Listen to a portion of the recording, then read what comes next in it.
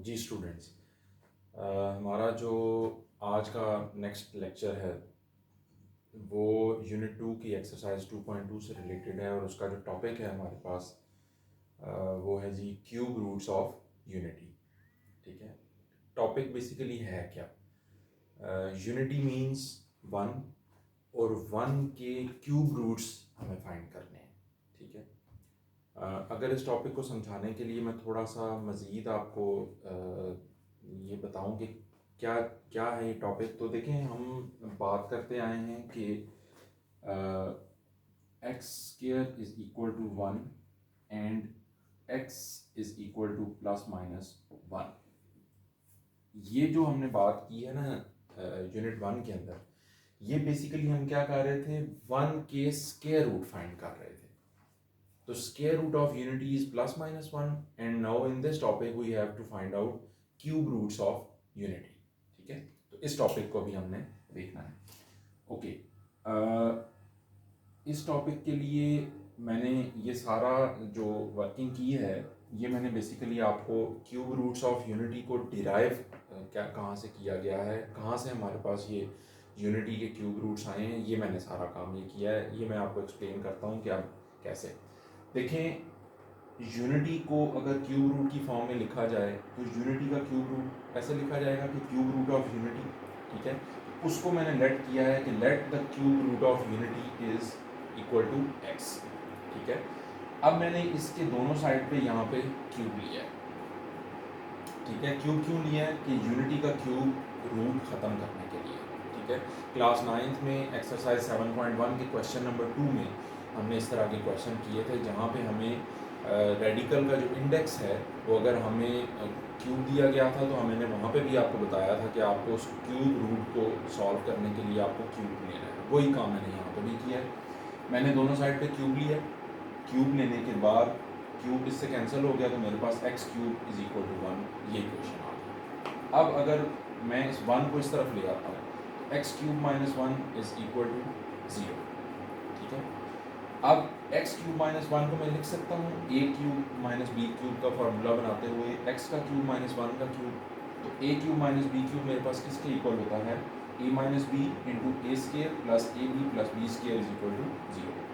अब हमारे पास ये दो टर्म्स का प्रोडक्ट इक्वल टू ज़ीरो है, तो मैंने इधर first term is equal to zero, तो मेरे पास एक्स की वैल्यू यहाँ से वन आ गई, और दूसरी इस ये जो मेरे पास क्वाड्रेटिक एक्सप्रेशन है इसको इक्वल टू ज़ीरो रख के मेरे पास, अब इसको सॉल्व करने के लिए मेरे पास जो फैक्टराइजेशन टेक्निक्स हैं उसमें क्वाड्रेटिक इक्वेशन को सॉल्व करने की जो टेक्निक्स हमने एक्सरसाइज 1.1 में पढ़ी हैं उसमें मेरे पास तीन टेक्निक्स थी। पहली टेक्निक हमने फैक्टराइजेशन की पढ़ी, दूसरी टेक्निक हमने कंप्लीटिंग स्केयर पढ़ा और तीसरी टेक्निक हमने क्वाड्रेटिक फार्मूला पढ़ा। मैंने इसमें देखा कि मैं इसको फैक्टराइजेशन से सॉल्व नहीं कर पा रहा, तो मैंने इसके ऊपर क्वाड्रेटिक फार्मूला अप्लाई कर दिया। मैंने लिखा using quadratic formula, quadratic formula से इसको सॉल्व करेंगे तो ए बी सी की वैल्यूज़ मेरे पास 1 1 1 है, तो मैंने उसको क्वाड्रेटिक फार्मूला में पुट कर दिया। क्वाड्रेटिक फार्मूला में पुट करके जब मैंने सॉल्व किया तो मेरे पास ये एक्स की दो वैल्यूज़ आ गई। अब ये एक्स की जो दो वैल्यूज़ आई हैं, ठीक है, एक मेरे पास ये वैल्यू आई है, ठीक है, दो मेरे पास ये वैल्यूज़ आई हैं। अब ये तो एक्स की वैल्यू वन है, इन दो वैल्यूज़ का नाम मैथमेटिशियंस ने -1 प्लस स्क्वायर रूट 3 आयोटा का नाम उसने ओमेगा रखा है, दिस वन। ठीक है, और -1 माइनस स्क्वायर रूट 3 आयोटा की जो वैल्यू मेरे पास यहाँ से आई है उसका नाम मैथमेटिशियंस ने ओमेगा स्क्वायर रखा है। ठीक है, omega and omega square. Omega अगर उसको स्पेल मैं करूँ तो ओमेगा को स्पेल कैसे करूँगा, OMEGA। ठीक है, -1 प्लस स्क्वायर रूट 3 जो आयोटा जो डिवाइडेड बाई 2 जो वैल्यू है उसका नाम omega, and -1 minus square root 3 iota divided by 2 is omega square.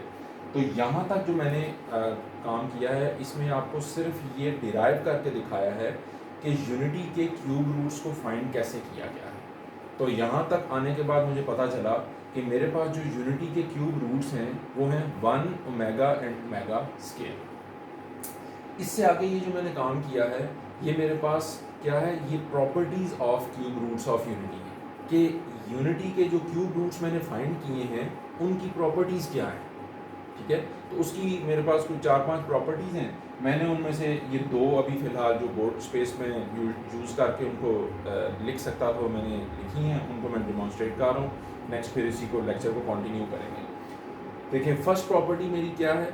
First property में मैंने लिखा sum of cube roots of unity is 0, यानी कि अगर मैं यूनिटी के क्यूब रूट्स को ऐड करूं तो क्या होगा। देखिए 1 + ओमेगा स्क्वायर, तो 1 की जगह पे मैंने 1 लिख दिया, ओमेगा की जगह पे मैंने ये देखें ये ओमेगा की जगह पे मैंने ओमेगा की वैल्यू डाली, और ओमेगा स्क्वायर की जगह पे ये मैंने ओमेगा स्क्वायर की वैल्यू डाली। ये वैल्यूज़ कहाँ से आई, ये ऊपर से जो मैंने यहाँ पे डिराइव की थी, ठीक है। तो ये ओमेगा और ओमेगा स्क्वायर की वैल्यू आ गई। अब मुझे अगर राइट हैंड साइड को सॉल्व करना है तो मैं उसका एलसीएम लूँगा। एलसीएम लेके मैंने उसको सॉल्व किया। ये देखें स्टेप बाय स्टेप आप देखेंगे, आपको सारी बात समझ आ जाएगी। तो मेरे पास फर्स्ट प्रॉपर्टी का जो रिजल्ट आया कि sum of cube roots of unity मेरे पास 0 के इक्वल आ गया। 2 - 2 / 2 इज़ इक्वल टू 0। तो मेरे पास जो फर्स्ट प्रॉपर्टी का रिजल्ट आया 1 + omega square is equal to 0, ये फर्स्ट प्रॉपर्टी का रिजल्ट है। अब मैं सेकंड प्रॉपर्टी की तरफ चलता हूँ कि अगर मैं उस यूनिटी के क्यूब रूट्स जो आए हैं अगर मैं उनका प्रोडक्ट लूँ तो फिर क्या होगा। देखें प्रोडक्ट के केस में मैंने 1 × ओमेगा स्क्वायर किया, इक्वल होगा 1, ये 1 यहाँ से आ गया, ओमेगा की वैल्यू ये आ गई, ओमेगा स्क्वायर की वैल्यू ये आ गई। ये दोनों वैल्यूज़ फिर वही बता रहा हूँ यहाँ पे जो डिराइव की थी। तो ये मेरे पास वैल्यूज़ आनी, इन दोनों का मैंने मल्टीप्लाई किया तो डिनोमिनेटर्स आपस में मल्टीप्लाई हो गए, तो 2 × 2 = 4, और न्यूमिनेटर्स जो आपस में मल्टीप्लाई हुए हैं उसमें a + b × a - b which is equal to a² - b square. यहाँ पे रेडिकल साइन स्क्वायर से कैंसिल हो गया, तो मेरे पास रिजल्ट आ गया 1 + 3 / 4। इसको सिंप्लीफाई करने के बाद मेरे पास रिजल्ट आया 1। तो सेकंड प्रॉपर्टी जो मैं यहाँ पे डिराइव की है उसका रिजल्ट मेरे पास ये आया है कि यूनिटी के क्यूब रूट्स को अगर मैं आपस में मल्टीप्लाई करूँ तो मेरे पास रिजल्ट किस इक्वल आता है, omega cube is equal to 1। ये ओमेगा क्यूब कहाँ से आया है, इस ओमेगा को ओमेगा स्क्वायर से और 1 से मल्टीप्लाई करें तो लॉज ऑफ एक्सपोनेंट यूज़ करते हुए ओमेगा की पावर 2 + 1 3 हो जाएगी, तो omega cube is equal to 1 आ गया। अब मैं बोर्ड को अरेज करता हूँ। मज़ीद जो इसकी यूनिटी के क्यूब रूट्स की जो प्रॉपर्टी हैं उनको मैं बोर्ड प्रिपेयर करके आपको मज़ीद फिर इसी लेक्चर में डिमॉन्स्ट्रेट करता हूँ।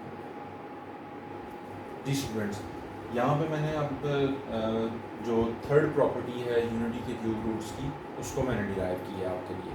लेकिन थर्ड प्रॉपर्टी कहती है कि 1 is square of the other.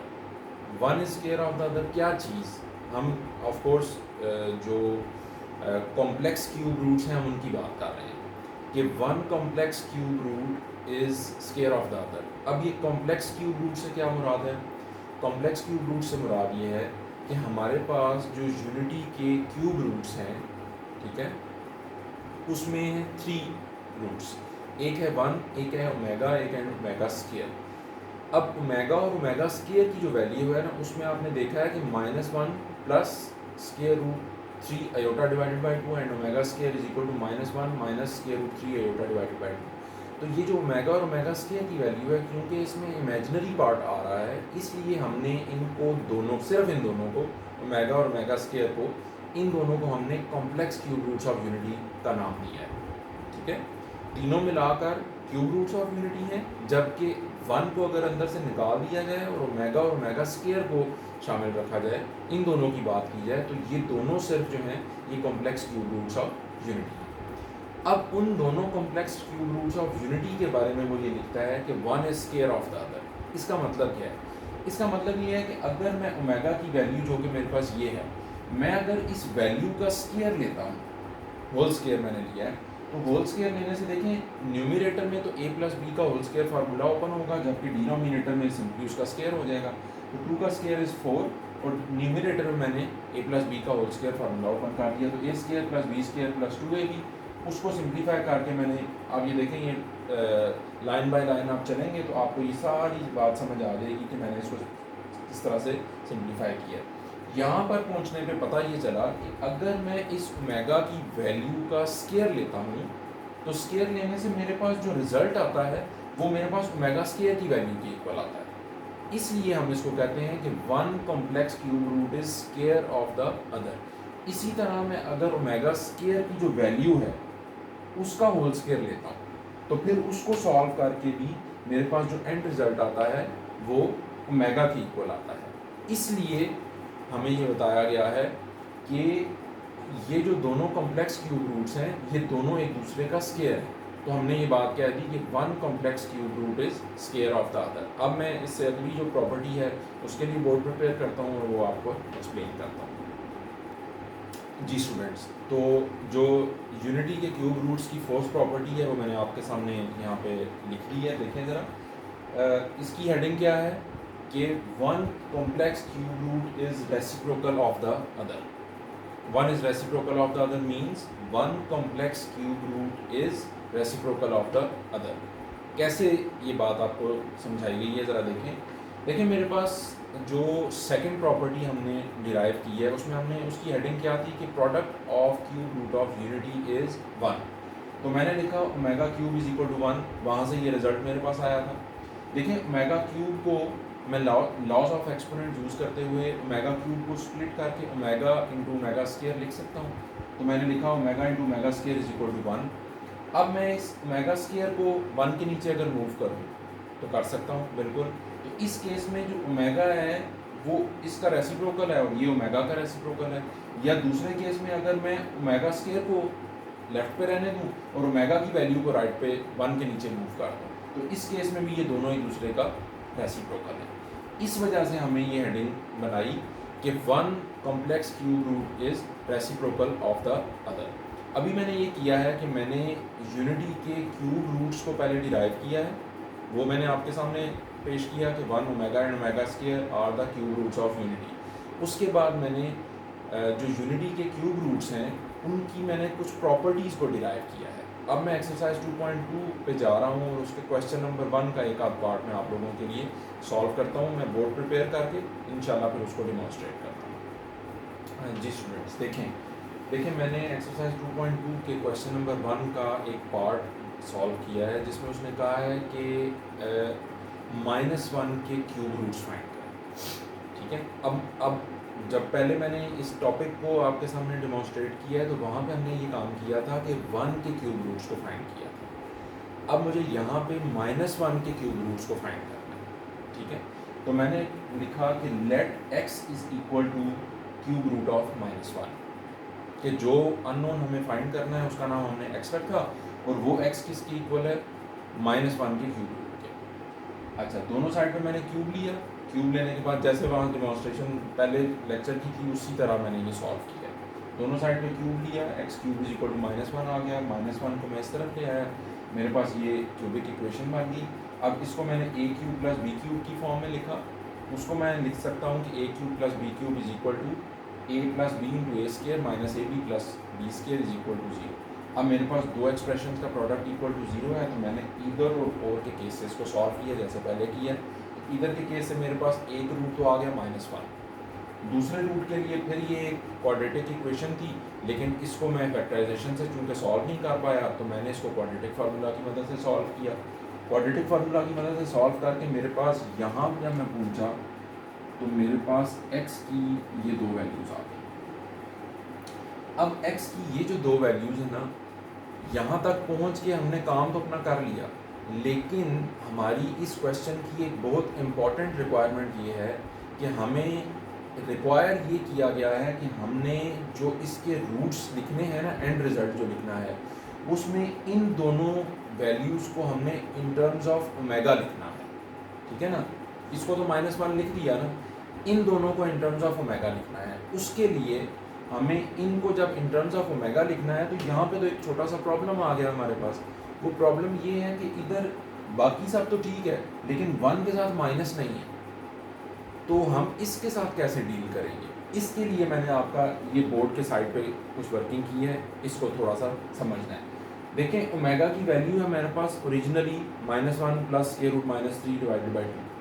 अगर मैं इस वैल्यू को दोनों साइड पे माइनस से मल्टीप्लाई करूँ तो minus omega is equal to minus of this value, मतलब ये माइनस राइट साइड पे मल्टीप्लाई होगा। तो इस माइनस को जब मैं अंदर मल्टीप्लाई करूँ तो मेरे पास माइनस ओमेगा की वैल्यू बनती है ये। ठीक हो गया। तो मेरे पास जब मैंने इन दोनों वैल्यूज़ को स्प्लिट करके लिखा तो मेरे पास ये जो वैल्यू आ रही है, ये वैल्यू मेरे पास माइनस ओमेगा की इक्वल है। तो मैंने लिख दिया कि ये वैल्यू माइनस ओमेगा है, जबकि दूसरी वैल्यू को देखें कि ओमेगा स्क्वायर की वैल्यू ये है ओरिजिनली, जो हमने लेक्चर में डेमोन्स्ट्रेशन में सीखी है, जो मैंने आपको डिराइव करके वैल्यूज़ दिखाई। तो ओमेगा स्क्वायर की ओरिजिनल वैल्यू ये है। अगर मैं इस वैल्यू को दोनों साइड पे माइनस से मल्टीप्लाई करता हूँ तो मेरे पास ये जो वैल्यू आती है ये माइनस ओमेगा स्क्वायर के इक्वल आती है। तो मैंने लिख दिया कि मेरे पास ये जो इसकी वैल्यू है ये माइनस ओमेगा स्क्वायर के इक्वल है। अब मैंने क्या किया है कि इन दोनों एक्स की जो वैल्यूज जो मेरे पास रूट्स आए हैं, उन दोनों रूट्स को मैंने इन टर्म्स ऑफ ओमेगा चूँकि कर लिया, तो फिर मैंने एंड रिजल्ट लिख दिया कि -1 minus omega and minus omega square are the cube roots of -1। ठीक है। अब इस क्वेश्चन नंबर 1 के 4 पार्ट्स हैं। उसने कहा है कि find the cube roots of, आगे जो चारों पार्ट्स हैं, एक मैंने ये पार्ट सॉल्व किया है, एक मैं पार्ट आप लोगों के लिए और सॉल्व करता हूँ, तो बोर्ड प्रिपेयर करके फिर उसको डिमॉन्स्ट्रेट करता हूँ। जी स्टूडेंट्स, ये मैंने अभी इसी क्वेश्चन नंबर 1 का 4th पार्ट आप लोगों के सामने सॉल्व किया है। इसको ज़रा देखें। उसने कहा है कि 64 के cube roots of cube roots find करें, 64 के क्यूब रूट्स फाइंड करें। तो हमने लेट किया कि 64 का जो क्यूब रूट है वो किसी वेरिएबल x के इक्वल है। उसके बाद दोनों साइड पे उसका क्यूब लिया। अच्छा देखें, यहाँ पे शायद आप एक चीज़ देख रहे हो कि मैं इस 64 को इस फॉर्म में लिखता हूँ, तो मैं इसको रेडिकल फॉर्म से एक्सपोनेंशियल फॉर्म में कन्वर्ट करता हूँ। वो हमने कहाँ पे पढ़ा था? वो हमने क्लास 9th में 2nd यूनिट में रेडिकल की जो प्रॉपर्टीज़ पढ़ी थी, ये वहाँ से कि रेडिकल फॉर्म से एक्सपोनेंशियल फॉर्म में इसको कन्वर्ट किया। ठीक है, दोनों साइड पे क्यूब लिया, ये इससे सिंप्लीफाई हो गया, तो x cube is equal to 64 को मैं इस तरफ ले आया। A cube minus b cube का फार्मूला बनाया मैंने, एक्स का क्यूब माइनस 4 का क्यूब इज 64। तो a cube minus b cube which is equal to a minus b into a square plus a b plus b square is equal to 0। दो terms का product है, तो इधर से मेरे पास x की एक वैल्यू 4 आ गई, और के केस से मैंने इस क्वाड्रेटिक इक्वेशन को क्वाड्रेटिक फार्मूला की मदद से, क्यों क्वाड्रेटिक फार्मूला? इसलिए कि वो फैक्टराइजेशन से सॉल्व नहीं हो रहा था, तो मैंने इसको क्वाड्रेटिक फार्मूला की मदद से सॉल्व कर लिया। सॉल्व करके मेरा ये सारा काम करने के बाद मैं एंड रिज़ल्ट यहाँ पहुँचा। ठीक है, अब अगर मैं रूल्स पे चलता तो देखिए यहाँ पे मैं इस 2 को 4 के साथ कैंसिल कर सकता था, तो मेरे पास ये 2 इससे मल्टीप्लाई हो जाता, लेकिन मैंने इसको कैंसिल नहीं किया। क्यों कैंसिल नहीं किया? क्योंकि मेरे पास ये जो सारी वैल्यू है ये मेरे पास ओमेगा और ओमेगा स्क्वायर की वैल्यू है। तो अगर मैं 2 को इससे कैंसिल कर दूंगा तो फिर मैं ओमेगा की वैल्यू तो कंप्लीट नहीं रहेगी मेरे पास, इसलिए मैंने इसको इससे कैंसिल नहीं किया, 4 को एज इट इज़ बाय रहने दिया। तो 4 इस वैल्यू के साथ मल्टीप्लाई हुआ तो x की एक वैल्यू है, 4 इस वैल्यू के साथ मल्टीप्लाई हुआ तो x की दूसरी वैल्यू। तो मैंने इस सारी वैल्यू को ओमेगा नाम दे दिया जो कि पहले दिया था, और ये सारी वैल्यूज़ मेरे पास ओमेगा स्क्वायर के इक्वल हैं। तो मेरे पास x के दो रूट्स यहाँ से 4 ओमेगा एंड 4 ओमेगा स्क्वायर आ रहा। चूँकि इसको मुझे क्वेश्चन की रिक्वायरमेंट के मुताबिक इन दोनों रूट्स को मुझे in terms of omega show करना था, तो मैंने इसका एंड रिजल्ट लिख दिया कि 4 वैल्यू मेरे पास यहाँ से आ गई, 4 ओमेगा यहाँ से और 4 ओमेगा स्क्वायर यहाँ से। तो 4 omega and 4 omega square are the cube roots of 64। Students, अभी मैंने आज के इस लेक्चर में मैंने एक्सरसाइज 2.1 का टॉपिक कवर किया। उस टॉपिक में यूनिटी के क्यूब रूट्स को फाइंड आउट किया। उसके बाद मैंने उन क्यूब रूट्स की कुछ प्रॉपर्टीज़ आपके सामने प्रेजेंट की।